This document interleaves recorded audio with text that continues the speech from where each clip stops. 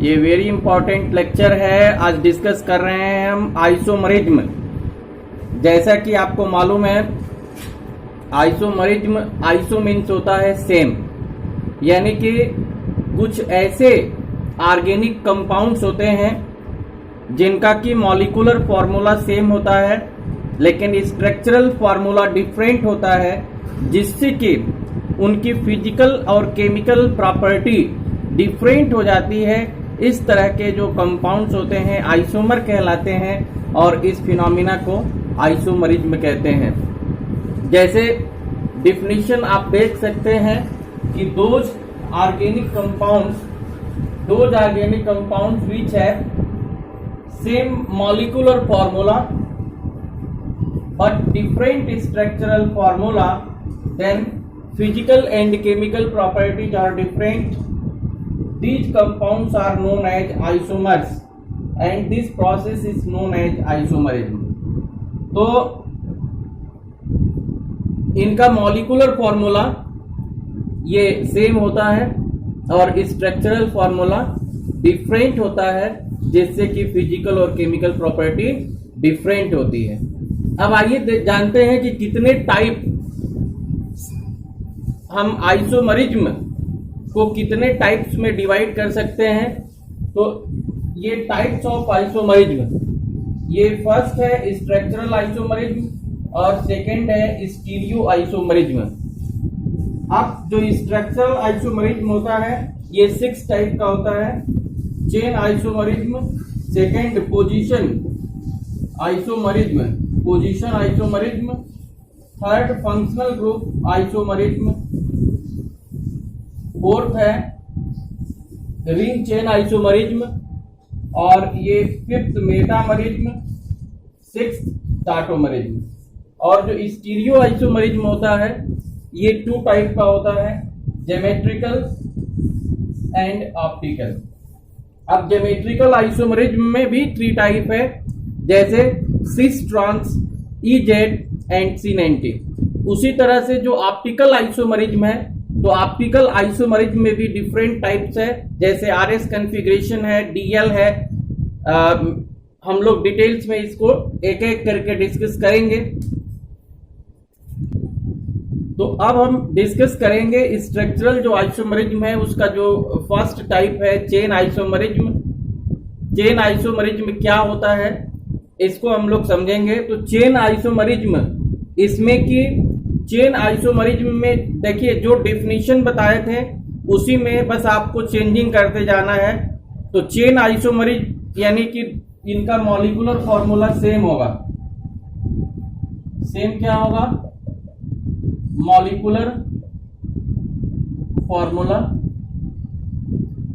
और डिफरेंट क्या होगा? डिफरेंट होगा स्ट्रक्चरल फॉर्मूला।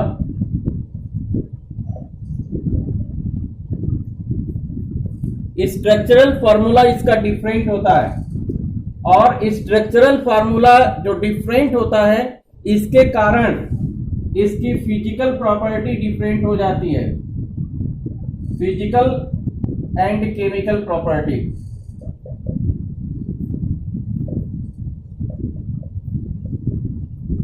फिजिकल और केमिकल प्रॉपर्टी अलग अलग हो जाएगी, उनका यूपीसी नेम अलग अलग हो जाएगा। अब देखिए चेन आइसोमरिज्म एल्केन्स जो होते हैं, एल्केन्स ये चेन आइसोमरिज्म शो करते हैं। इनका जैसे जनरल फॉर्मूला CnH2n+2 होता है। अब n के जगह पे 1 2 3 4 5 6 7, तो ये 7 तक हम लेते हैं। अगर ये पुट किए तो CH4 C2H6 C3H8 C4H10 C5H12 C6H14 C7H16, यानी कि ये मीथेन है, ethane, propane, butane, pentane, hexane, heptane. तो इसमें आपको ये समझना है कि कौन कौन से चेन आइसोमरिज्म शो करते हैं। तो इसमें जो मीथेन है, मीथेन एथेन प्रोपेन, ये do not show chain isomerism, ये चेन आइसोमरिज्म शो नहीं करता है। क्यों? Due to only one carbon atom chain,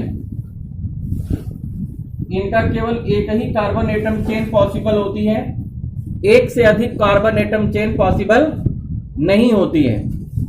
और जो ब्यूटेन है इसके 2 चेन आइसोमर बनते हैं, पेंटेन का 3 बनता है, हेक्सेन का 5 और हेप्टेन का 9।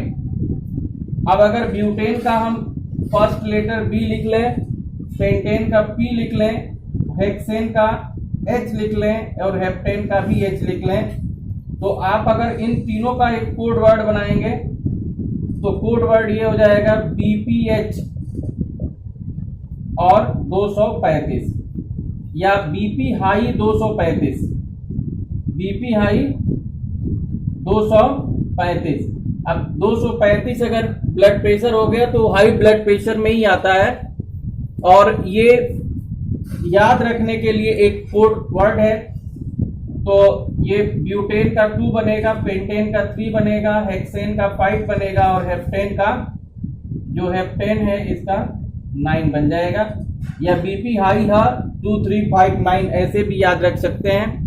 तो देखिए चेन आइसोमरिज्म का आप कैसे डिफिनेशन देंगे कि those organic compounds which have same molecular formula but different structural formula due to difference in carbon atom chain, ये आपको जोड़ना है। जैसे जो डिफिनेशन बताए थे कि those organic compounds which have same molecular formula but different structural formula, तो structural formula के बाद ये आपको जोड़ना है due to difference in carbon atom chain, carbon atom chain. ये कार्बन एटम चेन में डिफरेंस होता है, इसलिए उसकी फिजिकल और केमिकल प्रॉपर्टी डिफरेंट होती है। और इस फिनोमिना को हम क्या कहते हैं? ये जो कंपाउंड्स होते हैं उनको आइसोमर्स कहते हैं और इस फिनोमिना को आइसोमरिज्म कहते हैं। तो जैसे कि आप ये देख रहे हैं कि यहाँ पर ये आपको जैसे मीथेन, एथेन, प्रोपेन, ब्यूटेन और ये मीथेन, एथेन, प्रोपेन, ये 3 तो शो नहीं करेगा क्योंकि इनकी do not show chain isomerism due to only one carbon atom chain. अब ब्यूटेन का 2 होगा, पेंटेन का 3 होगा और हेक्सेन का ये 5 होगा और हेप्टेन का 9 होगा। तो इस तरह से आप इसको याद रख सकते हैं। BP हाई ब्यूटेन का, ये यहां पर भी ये आप लिख सकते हैं, जैसे BP हाई था तो ब्यूटेन का 2 हो गया, पेंटेन का 3, हेक्सेन का 5 और हेप्टेन का 9। ये क्रम से आप इसको याद रख सकते हैं।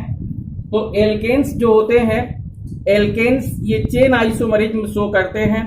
अब एक एक करके डिटेल्स में डिस्कस करेंगे ब्यूटेन से। देखिए यहाँ पे हम एग्जांपल लेते हैं, जैसे ये आपका ब्यूटेन, तो ब्यूटेन का जो फॉर्मूला C4H10 होगा, कार्बन इसमें ये 4 है और एक चेन बनेगा आपका नॉर्मल स्ट्रेट चेन बनेगी। और अगर मान लीजिए इस कार्बन को अगर हम यहां रख दें तो एक चेन ये भी बन जाएगी। और अगर बैलेंस करेंगे तो ये CH3, CH2, CH2, CH3, ये बैलेंस कर सकते हैं। और IUPAC नेम अगर लिखेंगे तो इसका नेम हो जाएगा N-ब्यूटेन और 2-मेथाइल प्रोपेन, 2-मेथाइल प्रोपेन। तो ये ब्यूटेन का 2 चेन आइसोमर बनेगा। आइए इसी तरह से देखते हैं ये पेंटेन। तो पेंटेन का फॉर्मूला C5H12 होता है और एक चेन इसकी ये बन जाएगी, स्ट्रेट चेन हो जाएगी, नेम हो जाएगा एन पेंटेन। और जब इस कार्बन को, जब किनारे वाले कार्बन को आप सेकेंड पे रख देंगे तो ये हो जाएगा 2 मेथाइल ब्यूटेन। और अगर इस किनारे वाले कार्बन को भी ठीक इसी के नीचे रख देंगे तो ये 2 देखिए, ये 1 2 3, तो ये जो मेथाइल ग्रुप है ये दोनों किस पे है, ये 2 पे ही है, तो 2 2 हो जाएगा। डाई मीन्स 2 होता है और CH3 को मेथाइल कहते हैं। आज रूट वर्ड में कार्बन कितना है, 3 है, तो प्रोपेन हो जाएगा 2 डाई मेथाइल प्रोपेन। उसी तरह से अगर हेक्सेन का करेंगे तो ये C6H14 होता है और इसका जो फर्स्ट चेन बनेगा ये 1 2 3 4 5 6। अब 5 कार्बन का बनाइए तो ये हो जाएगा और एक बार ये यहां लगेगा और 5 में ही एक बार यहां लगेगा। तो इससे क्या होगा कि ये 2 मेथाइल पेंटेन है, 2 मेथाइल पेंटेन है। ये हम इसको ऊपर कर देते हैं।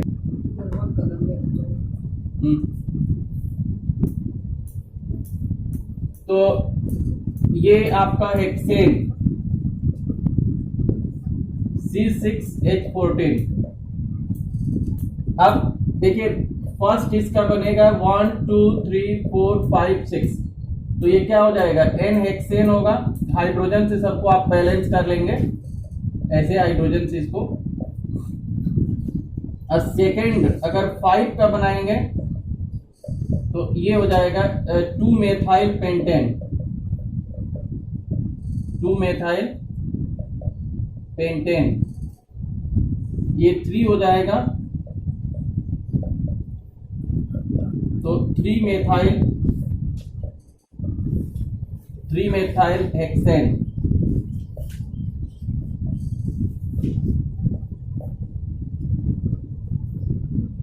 और 4 कार्बन का आप बना लीजिए 2 3 डाई मेथाइल ब्यूटेन। और 5th इसका बन जाएगा 2 2 डाई मेथाइल ब्यूटेन। और C7H16 जो हेप्टेन है तो ये हेप्टेन का 9 बनेगा। और ये आपके लिए होमवर्क देते हैं, आप सबको इसको घर पे बनाना है। और अगर आपको प्रॉब्लम हो रही है तो कमेंट बॉक्स में जब आप लिखेंगे कि सर इसको एक्सप्लेन करिए तो नेक्स्ट लेक्चर में इसको हम एक्सप्लेन कर देंगे।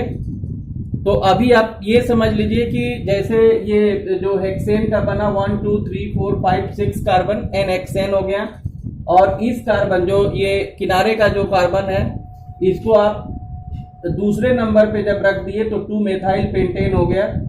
और जब आप तीसरे नंबर पे इसको रख दिए तो 3 मेथाइल ये पेंटेन होगा, 5 कार्बन है। उसके बाद जब इसको आप यहां रख दिए तो 2 3 डाई मेथाइल ब्यूटेन हो गया और 2 2 डाई मेथाइल ब्यूटेन। तो इस तरह से इसके ये जो 5 जो चेन आइसोमर, ये 5 चेन आइसोमर इसके बन गए। अब ये जो नेक्स्ट जो लेक्चर डिस्कस करेंगे इसमें पोजीशन आइसोमरिज्म डिस्कस करेंगे, फंक्शनल ग्रुप आइसोमरिज्म डिस्कस करेंगे। तो एक लेक्चर में ये दो आइसोमरिज्म आपके डिस्कस किए जाएंगे। और फिर जो अगला नेक्स्ट लेक्चर होगा तो उसमें रिंग चेन आइसोमरिज्म, मेटामरिज्म, टाटोमरिज्म, ये तीनों डिस्कस कर देंगे क्योंकि टाटोमरिज्म का जो टॉपिक है छोटा है। और फिर एक लेक्चर में टोटल ज्योमेट्रिकल होगा और एक में ऑप्टिकल होगा। तो इस तरह से आप बिल्कुल पार्ट वाइज आप स्टडी कीजिए, और आइसोमरिज्म में कोई भी डाउट है, कोई प्रॉब्लम है, तो आप कमेंट बॉक्स में अवश्य करिए। Thank you.